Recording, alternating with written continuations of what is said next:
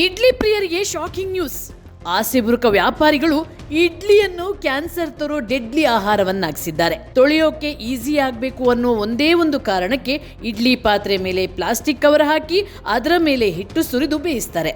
ಹೀಗೆ ಬೇಯಿಸೋದ್ರಿಂದ plastic cover ಒಳಗಿನ cancer ಕಾರಕ ಅಂಶಗಳು ಇಡ್ಲಿಯೊಳಗೆ ಸೇರಿ ಅದನ್ನು ಅಪಾಯಕಾರಿ ಆಹಾರವನ್ನಾಗಿಸಿದ್ದಾರೆ.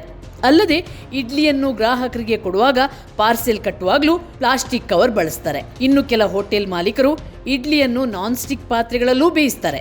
ಇದು ಕೂಡ ಅಪಾಯಕಾರಿನೇ. ನಾನ್ ಸ್ಟಿಕ್ ಪಾತ್ರೆಯಲ್ಲಿರುವ ಸೀಸ ಇನ್ನಿತರ ಅಪಾಯಕಾರಿ ರಾಸಾಯನಿಕ ಅಂಶಗಳು ಇಡ್ಲಿ ಒಳಗೆ ಸೇರಿ ನಮಗೆ ಕ್ಯಾನ್ಸರ್ ಜೊತೆಗೆ ನರವ್ಯೂಹದ ಸಮಸ್ಯೆ, ಮರೆವು ಮುಂತಾದ ಕಾಯಿಲೆಗಳನ್ನು ತರುತ್ತವೆ. ಈಗ ಆಹಾರ ಗುಣಮಟ್ಟ ಮತ್ತು ಸುರಕ್ಷತಾ ಇಲಾಖೆ ಎಚ್ಚೆತ್ತುಕೊಂಡು ಇಡ್ಲಿ ತಯಾರಿಕೆಯಲ್ಲಿ ಪ್ಲಾಸ್ಟಿಕ್ ನಿಷೇಧ ಮಾಡುವ ಚಿಂತನೆ ಮಾಡುತ್ತಿದೆ. ಆದರೆ ಇಲಾಖೆ ಪ್ಲಾಸ್ಟಿಕ್ ಜೊತೆಗೆ ನ್ಯೂಸ್ ಪೇಪರ್ಗಳಲ್ಲಿ ಆಹಾರ ಕಟ್ಟಿಕೊಡೋದಕ್ಕೂ ನಿಷೇಧ ಹೇರಲೇಬೇಕು. ಯಾಕಂದ್ರೆ ನ್ಯೂಸ್ ಪೇಪರ್ನ ಇಂಕ್ ಇದಕ್ಕಿಂತಲೂ ಅಪಾಯಕಾರಿ.